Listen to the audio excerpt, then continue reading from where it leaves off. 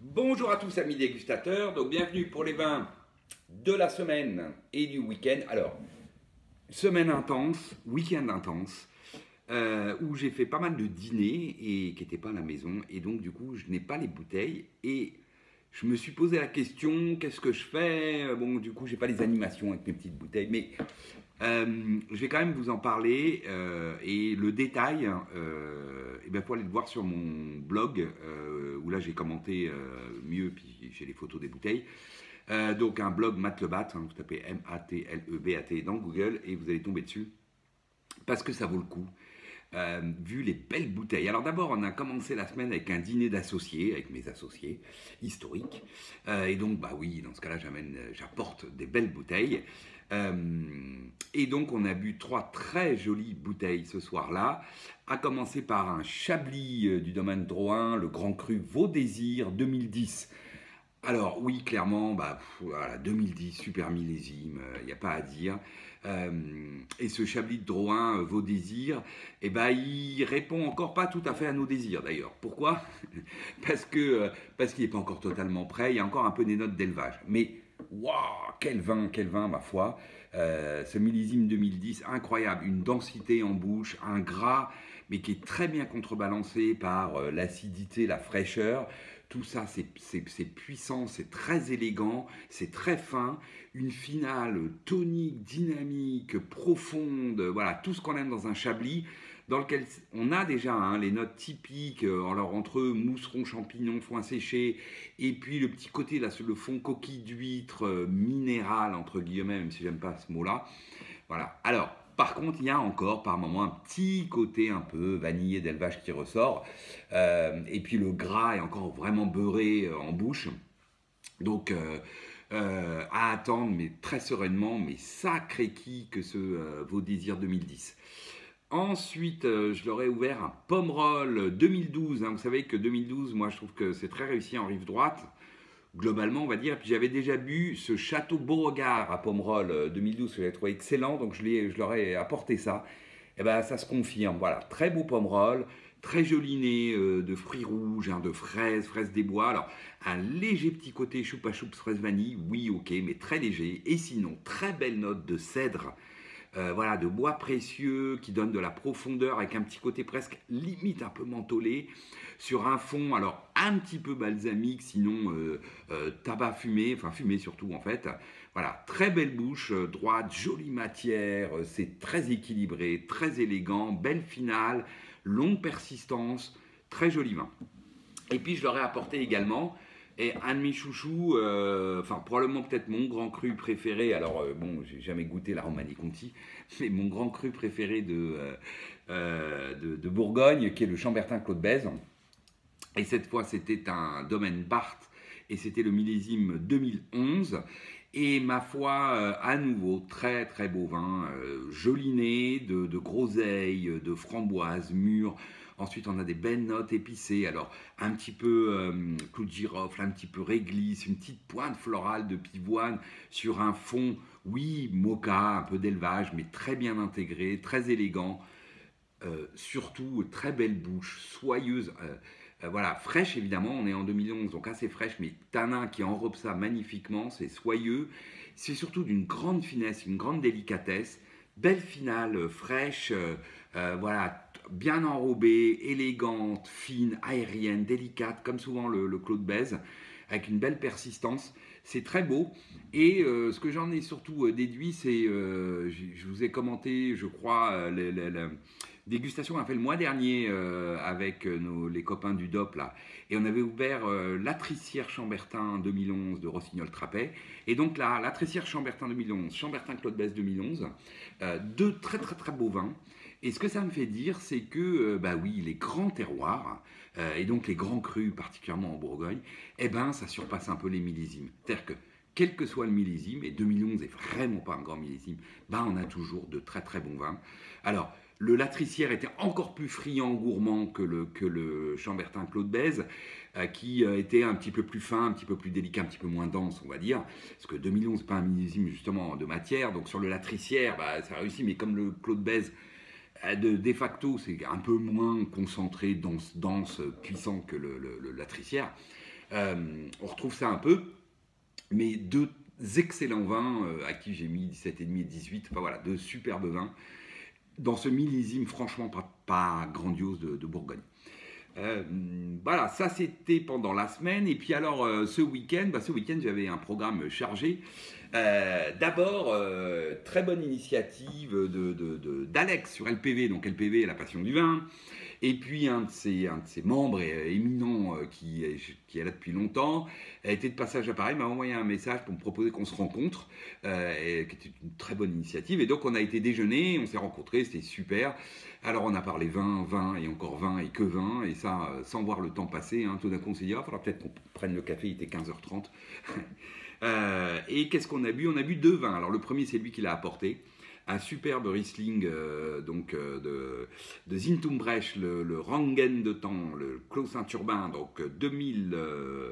Ah ben là, pas que je ne me rappelle plus, ça devait être 2011 ou 2007, je ne sais plus, je regarde sur mon blog. Mais superbe vin. Ah non, 2014, voilà, très beau millésime d'ailleurs. 2014, c'était le 2014. Bon, en aveugle, j'ai brillé. Fantastique, hein, parce que moi j'étais complètement largué au début, je savais pas du tout ce qu'elle allait apporter, donc j'avais un côté pralin au nez, pralin, puis ensuite champignons nobles, humus, tout ça, et je me suis dit, oh, bon, ça doit être un chardonnay, et puis alors après, je passais partout en France, sauf en Alsace, bon, je sais pas pourquoi, et donc je suis revenu à mon truc, donc j'ai mis ça sur un chardonnay 2017, donc voilà, bravo.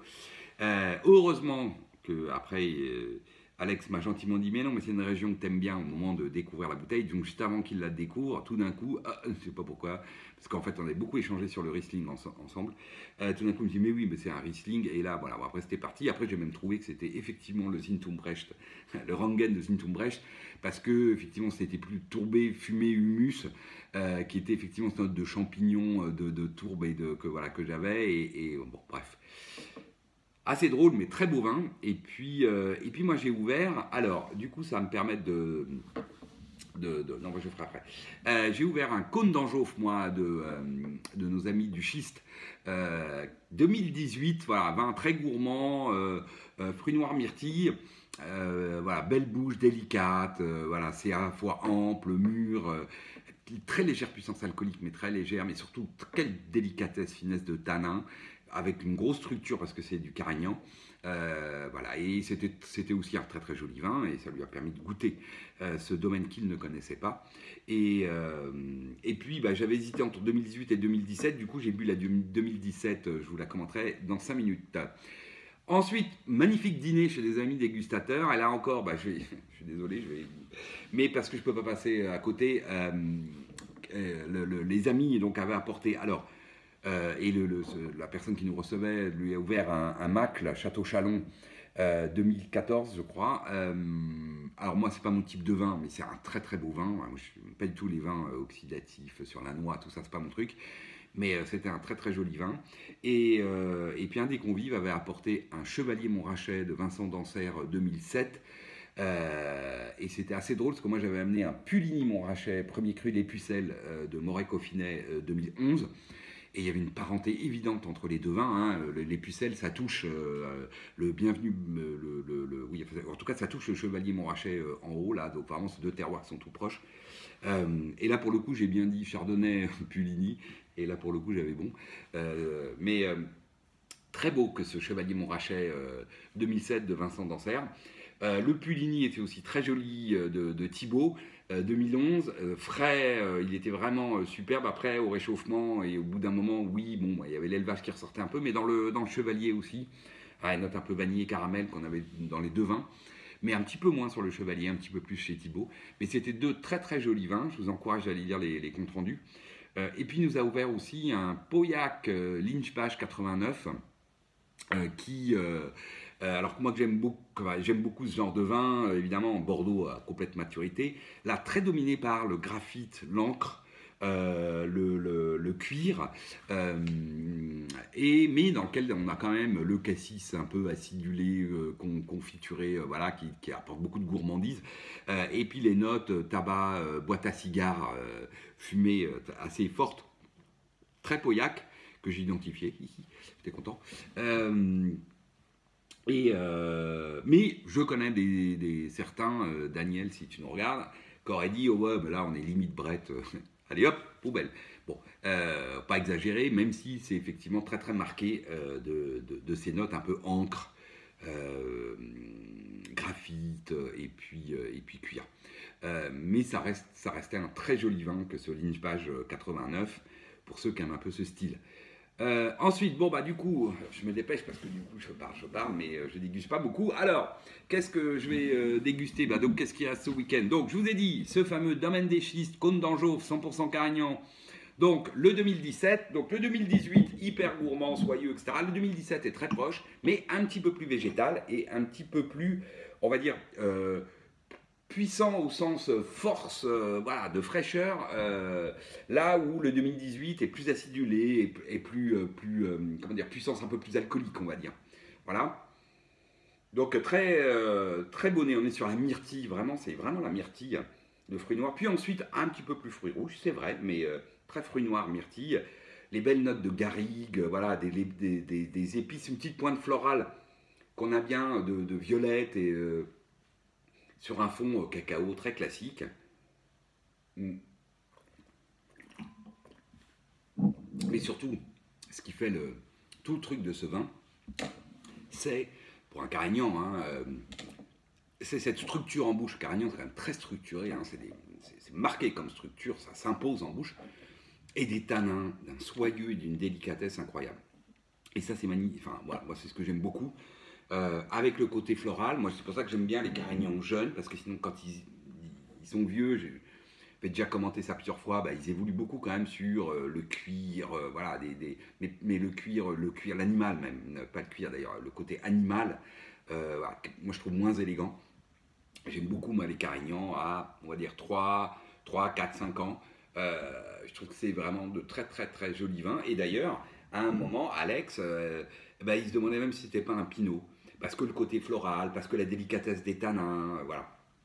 Donc c'est dire que le Domaine des Schistes fait de magnifiques Carignans. Ensuite, qu'est-ce qu'on a bu? On a bu ça, hop, ce midi, sur le poulet, donc un Moret Saint-Denis, on voit rien, mais voilà, le Moret Saint-Denis 2018, d'Amiot Cervelle, donc de prunes, etc. Alors, qu'est-ce que ça donne? Bah, j'avais, bon, c'est de la volaille du dimanche midi, on va dire. Donc, bah, évidemment, sur la volaille, on met un beau pinot, et là, bien jeune, certes, mais extrêmement gourmand. Alors, dans un style, on voit bien qu'ils sont passés bio et qu'ils sont dans cette mouvance-là.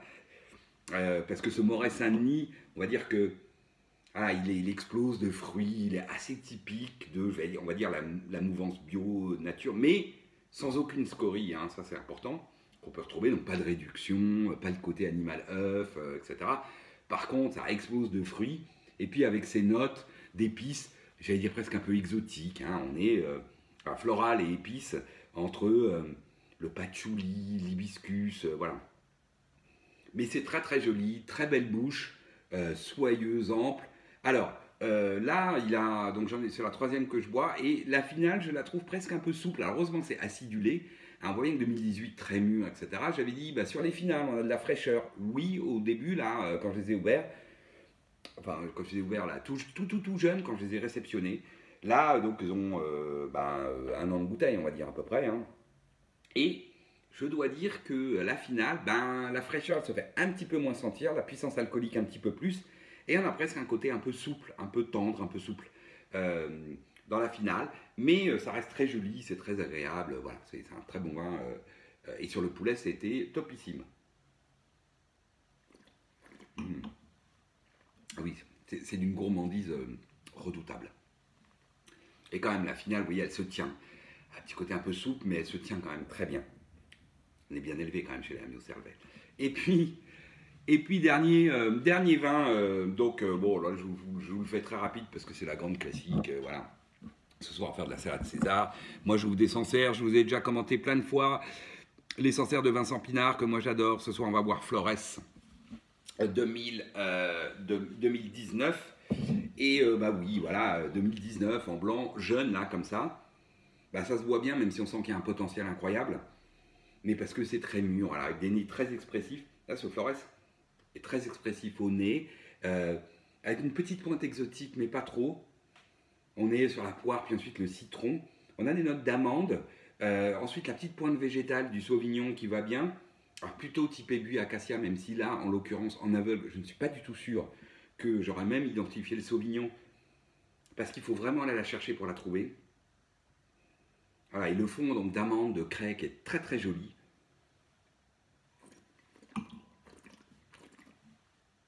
Et on a une bouche mûre, mature, ample, avec une très grosse, une belle acidité fraîcheur derrière, qui donne un côté acidulé évidemment, parce que c'est mûr d'un côté avec une grosse acidité derrière, donc elle donne un côté acidulé, et voilà, du coup c'est tonique, et ça reste très élégant, c'est mûr et élégant, c'est sincère de Vincent Pinard, là, ce nuance, bah, c'est très joli. Alors, un peu moins dans la nuance que d'habitude, hein, parce que c'est 2019 et que ça envoie quand même un peu. Voilà, je vous ai fait un rapide compte-rendu, que 3 bouteilles, mais voilà, j'en ai au moins dégusté une bonne dizaine cette semaine. Et donc, allez voir sur le blog pour avoir les commentaires détaillés si vous le souhaitez. Et bon, pour certains vins, ça vaut le coup. Allez, sur ce, je vous dis à la semaine prochaine. Salut!